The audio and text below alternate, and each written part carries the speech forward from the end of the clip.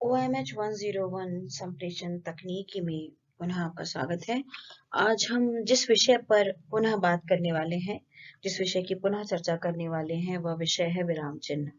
मैं पुनः इसीलिए कह रही हूँ क्योंकि इसके भाग 1 में डॉक्टर सुमन शर्मा मैम के साथ आप विराम चिन्हों की चर्चा कर चुके हैं और जान चुके हैं कि हम विराम चिन्ह किसे कहते हैं। जिस स्थान पर आप रुकते हैं या ठहरते हैं या बहुत सी आपसे त्रुटियां हो जाती हैं या बहुत सी चीजों का संकेत देने के लिए आप चिन्हों का प्रयोग करते हैं, उनको हम विराम चिन्ह कहते हैं। इसके अनुरूप ही भाषा को बोला, लिखा, समझा, पढ़ा जाता है। तो इन्हीं विराम चिन्हों की श्रृंखला में आज हम जिन विराम चिन्हों की चर्चा करेंगे, उन्हें समझेंगे। उनमें सबसे पहला विराम चिन्ह है कोष्टक। इसका प्रयोग किसी शब्द के अर्थ को स्पष्ट करने, क्रमांक को घेरने के लिए तथा नाटकों में पात्र की गतिविधियों अथवा रंग संकेतों के लिए होता है। रंग संकेत मतलब नाटक के संकेत। अब इसका उदाहरण मैं आपको दूं, जैसे मैंने मान लीजिए लिखा हुआ है सुमित्रा नंदन। आमतौर पर लोगों को नहीं पता है सुमित्रा नंदन क्या है, तो मैं ब्रैकेट में उसके सरल अर्थ को, जो सबसे अधिक प्रसिद्ध अर्थ है, उसको ब्रैकेट में लिख दूंगी जिससे कि लोग जान जाए। आपने आमतौर पर देखा होगा, जब मैं आवेदन पत्र में लिखती हूँ, मैं ब्रैकेट में लिखा नमस्या, अनुक्रमांक इतना इतना, या अनुक्रमांक मैंने ब्रैकेट बंद करने के बाद भी लिख दिया। तो मैं को मैं स्पष्ट कर रही हूँ कि मैं कौन, मेरा क्या नाम है। तो इस तरह के स्पष्टीकरण लिखने के लिए कई बार हम कोष्टक का प्रयोग करते हैं। इसके अतिरिक्त नाटकों आदि में जो चीज आपको बोलनी है, जो डायलॉग आपको बोलना है, जो संवाद, जो कथोपकथन आपको प्रस्तुत करना है, वो तो आप प्रस्तुत करते ही हैं, लेकिन ब्रैकेट में आप ये भी लिख देते हैं कि उस कथोपकथन के साथ आपको किस प्रकार की चेष्टा करनी है। जैसे कि अंगद ने कहा रावण से कि हे दुष्ट रावण, मेरे पैर को तनिक मात्र भी हिलाकर दिखा। फिर ब्रैकेट में लिखा हुआ है कि पदाकार, पदाकार मतलब पद को उसने आगे की ओर बढ़ाया और पैर को जमीन पर जमा दिया। तो उसको उस डायलॉग के साथ साथ अपने पैर को जमीन पर जमाने की एक्टिंग भी करनी है, उसको प्रस्तुतिकरण भी करना है। ऐसा विराम चिन्ह कोष्टक के द्वारा स्पष्ट हुआ। तो अब आप देखिए, इन्हीं प्रकार के विराम चिन्ह जो सरल रूप से आप बनाते हो, उसमें भी दो प्रकार के विराम चिन्ह हैं। श्री कामता प्रसाद गुरु जी से अब आप लोग भली भांति परिचित हो चुके हैं, क्योंकि पूरी व्याकरण पढ़ाते में मैंने आमतौर पर आपको उन्हीं के बातों को बताया है, उन्हीं के मंतव्यों को स्पष्ट किया है। उन्होंने दो प्रकार के कोष्ठक बताए हैं, वर्गाकार कोष्ठक और सर्पाकार कोष्ठक। वर्गाकार कोष्ठक, इसका प्रयोग भूल सुधारने अथवा शब्द में किसी त्रुटि को सही दिखाने के लिए किया जाता है। यह कोष्ठ को घेरने का काम भी करता है। आप देखिए, तमाम आपके सामने उदाहरण दिए हुए हैं कि किस प्रकार त्रुटि की पूर्ति और कोष्ठ को घेरने के काम के लिए हम वर्गाकार कोष्ठक का प्रयोग करते हैं। फिर सर्पाकार कोष्ठक, सर्पाकार कोष्ठक के अंतर्गत आप देखते हो कि आमतौर पे आप इस कोष्ठक का प्रयोग वहां देखते हो कि किसी एक चीज के अंतर्गत कौन कौन सी चीजों को हम देखेंगे, तो उसको सरलता पूर्वक जब हमको दिखाना होता है तो हम सर्पाकार कोष्ठक का प्रयोग करते हैं। जैसे कि श्री गुरु जो यानी कि कामता प्रसाद गुरु जी कहते हैं कि इसका उपयोग एक वाक्य के ऐसे शब्दों को मिलाने में होता है जो अलग पंक्ति में लिखे जाते हैं और जिनका संबंध किसी एक साधारण पद से होता है। जैसे जानवर हैं, गाय, भैंस, बकरी, भेड़, हमें बताना था कि ये सारे ही जानवर हैं, तो हमने इसको अलग अलग पंक्ति में लिखे, इस तरह से सर्पाकार जो आपका कोष्ठक है उसका प्रयोग किया। फिर उसके बाद आपने कहा कि पक्षी हैं, फिर तोता, मैना, चील, तो आपने अलग अलग चीजों को समझाने के लिए आपके इस कोष्ठक का प्रयोग किया। ऐसे तमाम उदाहरण हैं, आप तमाम तरह के से जिस किसी एक चीज के अंतर्गत कई सारी चीजें होती हैं, वहां पर सर्पाकार कोष्ठक का प्रयोग कर लेते हो। तो इस प्रकार मूल रूप से कोष्ठक तीन प्रकार के होते हैं। तीनों प्रकार के कोष्ठक जो आमतौर पर आप प्रयोग करते हो वो, इसके अतिरिक्त जो एक वर्गाकार कोष्ठक है और एक सर्पाकार कोष्ठक है। इसके अतिरिक्त आपका जो दूसरा विराम चिन्ह है वह है विवरण चिन्ह। किसी स्थान, वस्तु या व्यक्ति के वर्णन में इस चिन्ह का प्रयोग होता है। उत्तर प्रदेश में कई बड़े नगर हैं, जैसे लखनऊ, कानपुर, इलाहाबाद, वाराणसी। मैंने जैसे के बाद विवरण चिन्ह किल का प्रयोग किया, दो बिंदुओं के बाद किया जाता है। कई बार उसको नहीं भी लगाते, पर अमूमन जो तरीका होता है वो दो बिंदु के बाद डैश लगाया जाता है। जैसे अब नीचे देखिए, एक नेता का विवरण इस प्रकार दिया जा सकता है। आपने विवरण चिन्ह दिया, वह भ्रष्ट होता है, नकार होता है, असहिष्णु होता है, आत्मश्लाघी होता है। ये आपने व्यंग में कहा है। अमूमन नेता का ये लक्षण नहीं होता। जब आप क्रोध में कह रहे होते हो, बताती हो कि एक आम तौर पर जो आजकल नेता का स्वरूप होता है, वो क्या रह गया है, होना क्या चाहिए वो बात अलग है। तो ये उस चीज को आप लग जाने चाहिए। इस चिन्ह को प्रयोग को देखिए कि विवरण चिन्ह देते हुए आप किस प्रकार अपनी बात को स्पष्ट कहते हैं। उसके बाद आता है पुनरुक्ति चिन्ह। एक ही वस्तु को बार बार दोहराने से बचने के लिए इस चिन्ह का प्रयोग किया जाता है। बाजार से सामान लाने हेतु बनी एक लिस्ट में इस चिन्ह का प्रयोग देखें। अब कोई सामान या कोई भी चीज, मान लीजिए सभी की एक है, मेरी क्लास में मान लीजिए बीकॉम के सारे स्टूडेंट हैं, तो मैं बार बार बीकॉम बीकॉम बीकॉम बीकॉम नहीं लिखूंगी, मैं एक बार बीकॉम लिखूंगी, उसके नीचे पुनरुक्ति का चिन्ह बना दूंगी, बाकी हर बच्चे का विवरण अलग अलग लिखती जाऊंगी, ताकि मैं बच सकूं दोबारा लिखने के उस अलग से अतिरिक्त समय को वहां पर व्यर्थ करने के अतिरिक्त मैं उसको इसी प्रकार सीधे सीधे लिखते चले जाऊं कि किस प्रकार एक के बाद एक वो जो दोबारा मेरे को चीजें ना लिखनी पड़े और मैं एज इट इज उसको लिखती चली जाऊं। जिससे आप इस लिस्ट में तो देख ही रहे हैं कि कैसे 5 किलो को कई बार उन्होंने पुनरुक्ति चिन्ह लगा दिया है। तो किसी भी कार्य को दोबारा करने से बचने के लिए हम पुनरुक्ति चिन्ह का प्रयोग करते हैं। जो चीज एक ही प्रकार की है, एक सी है और दोबारा उसको लिखने में समय व्यर्थ ना हो, इसलिए हम पुनरुक्ति चिन्ह का प्रयोग करते हैं। लोप चिन्ह, श्री गुरु इससे स्थान पूरक चिन्ह कहते हैं। जब किसी का उदाहरण लेते हैं या कुछ जोड़ना चाहते हैं तो उस छोड़े हुए भाग को लोप चिन्ह लगाकर संकेतित करते हैं। अब जैसे मान लीजिए मुझे किसी विद्वान का कथन लिखना है, कथन बहुत बड़ा है और मुझे उसमें से कुछ मूल मूल चीजों को उठाना है, कुछ महत्वपूर्ण चीजों को उठाना है जो कि मेरे विषय से संबंध रखती हैं, बाकी की चीजें मेरे विषय से संबंध नहीं रखती हैं। तो मैं इस लोप चिन्ह का प्रयोग बीच बीच में करूंगी, उस कथन को इन्हीं लोप चिन्हों का प्रयोग करते हुए छोटा कर दूंगी और प्रस्तुत कर दूंगी। आप ये देखिए, इस लोप चिन्ह का प्रयोग यदि आप व्याख्या करते हो तो संकेत करने में, लिखने में भी करते हो कि लता ओट जब सकने लखाए, श्यामल गौर किशोर सुहाए, देख रूप लोचन ललचाने, हर्षेहु जन निज निधि पहचाने। तो लता ओट लिखकर बाकी की पंक्तियों को मैं नहीं लिखूंगी, उसको डॉट डॉट डॉट डॉट लगा दूंगी और अंत में लिखूंगी पहचाने। तो आपको पता है कि यहाँ से लेकर यहाँ तक, पहचाने तक, ये बीच की बात जो है लुप्त है और उसकी बात आपके संकेत रूप में आ गई, आप उसको व्याख्या करने लग जाएंगे। तो किसी भी बात को आप लोप दे देते हैं और उसको गुम कर देते हैं, तो वहां पर कई बार आप अंतराल को समझाने के लिए भी लोप का प्रयोग करते हैं कि थोड़ी देर रुक कर फिर कहा।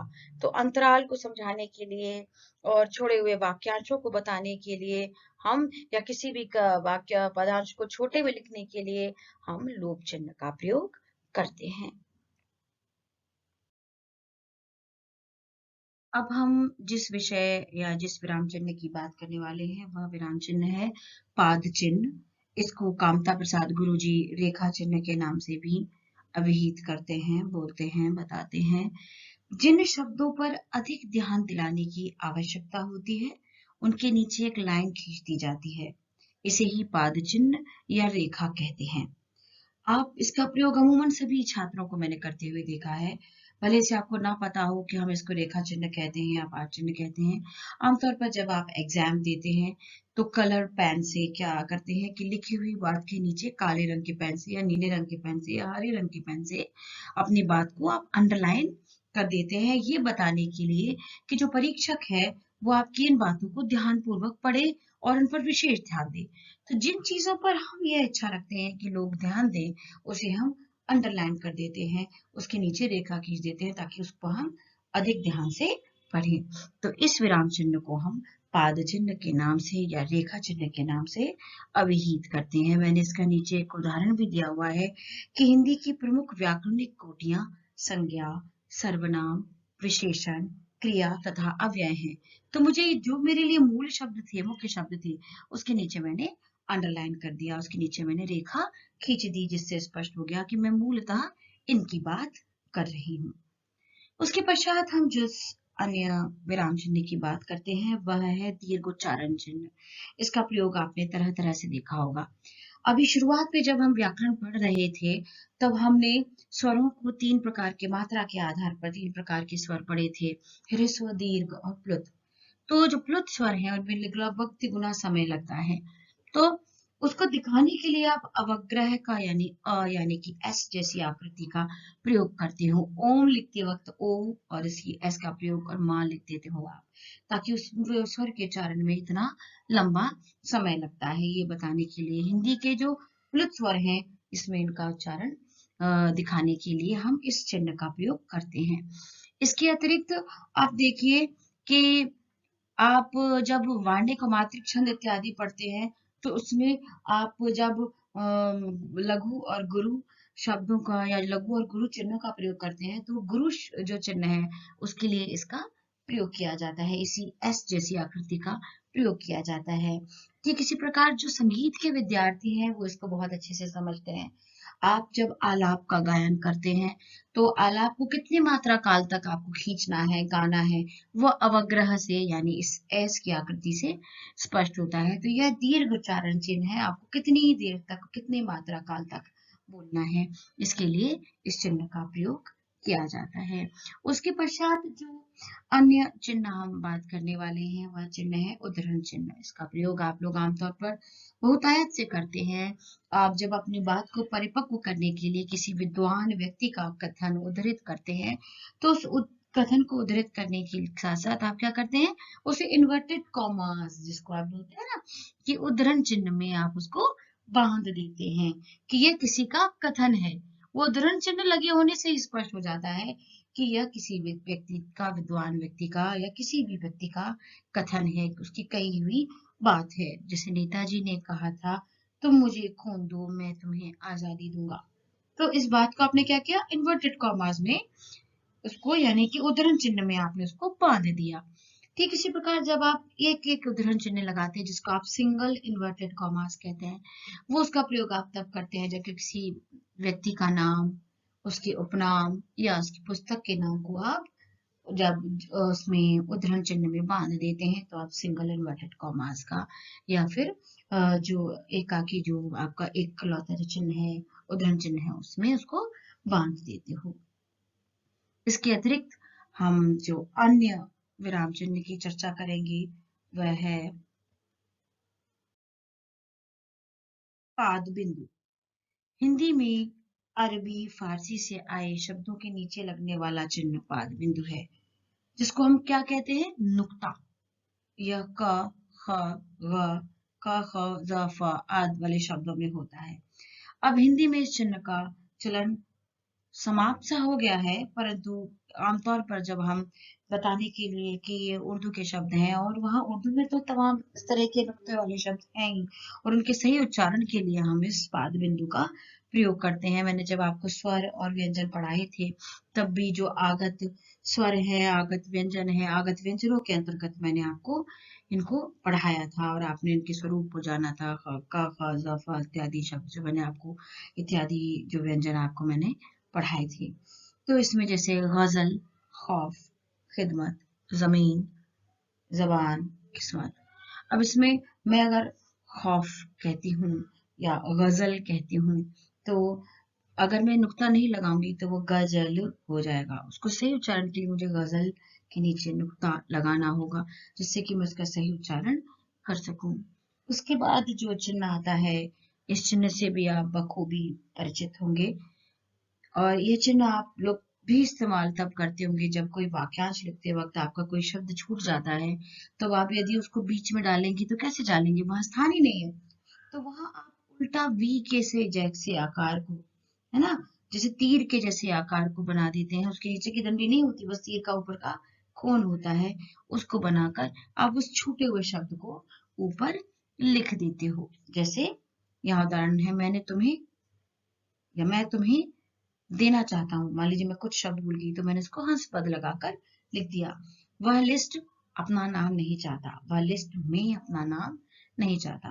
तो इस प्रकार तमाम जो छूटे हुए भूले हुए शब्द होते हैं, बोले हुए चिन्ह होते हैं, बोली हुई बातें होती है, उसको हम हंस पद लगाकर पूरा कर देते हैं।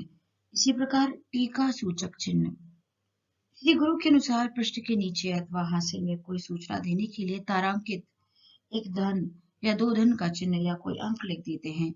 शोध ग्रंथों की पाठ टिप्पणियों में अंक दिया जाता है। कार्यालयीय कार्यों में तारांकित या धनांकित चिन्हों का प्रयोग किया जाता है। आपने देखा होगा कि कोई बार पढ़ते पढ़ते आप देखते हो कि हिंदी के टेक्स्ट में, इंग्लिश के टेक्स्ट में कई शब्दों के ऊपर ये फूल किसी आकृति या धन की आकृति या नंबर 1 या 2 लिखा होता है ना, नंबर 1 लिखा होता है, अंक 2 लिखा होता है, ऐसे तमाम जगह पर लिखा होता है। क्यों लिखा होता है कि कई बार आप देखते हैं कि उसमें नीचे पाद टिप्पणियां भी होती हैं। पाद टिप्पणियां मतलब आप देखते हो जैसे कि मान लीजिए वहां लिखा हुआ है श्वेत श्वेत सब एक से, जहां कपूर कपास ऐसे देश, कोकिल वायस एक सम।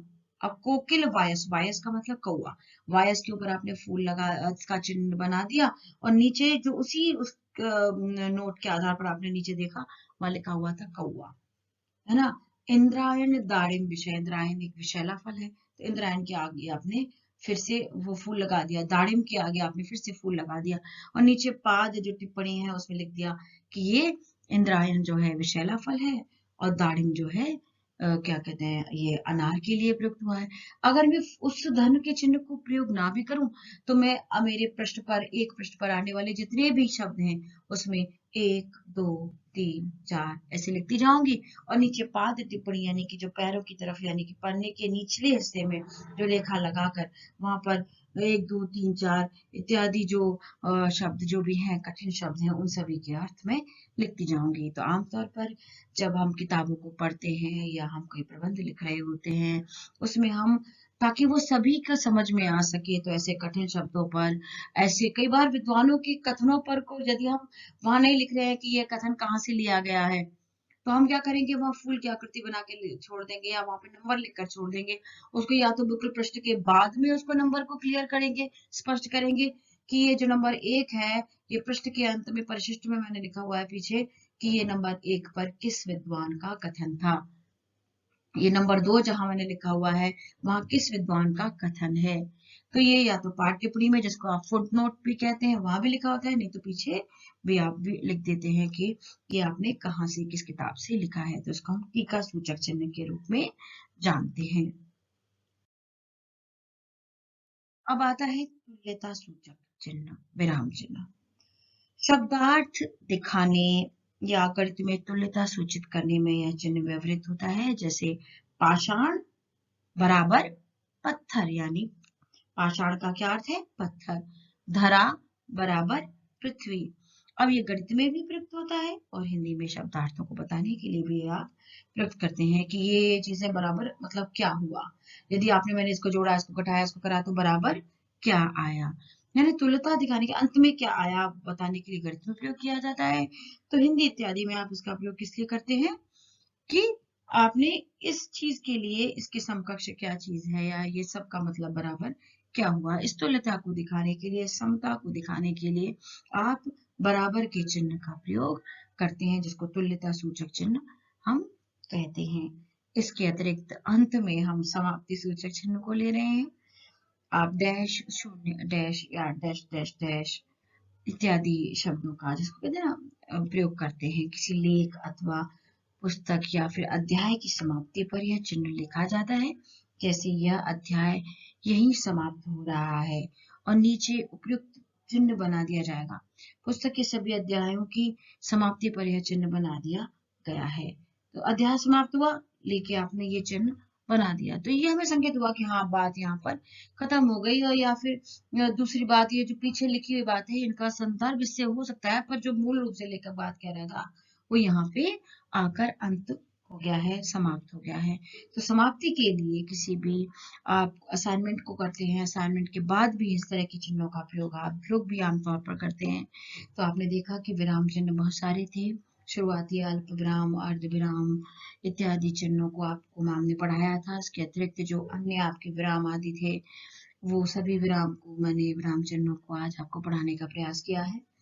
आपको यदि नहीं समझ में आया हो तो आप मुझसे पुनः गूगल क्लासरूम पर पूछ सकते हैं। और इसी के साथ मैं आपसे कहना चाहूंगी धन्यवाद क्लास में जुड़ने के लिए। और आप अपने सवालों के लिए आप सभी का स्वागत है। आप मुझसे सवाल पूछ सकते हैं और उसका हल भी जान सकते हैं।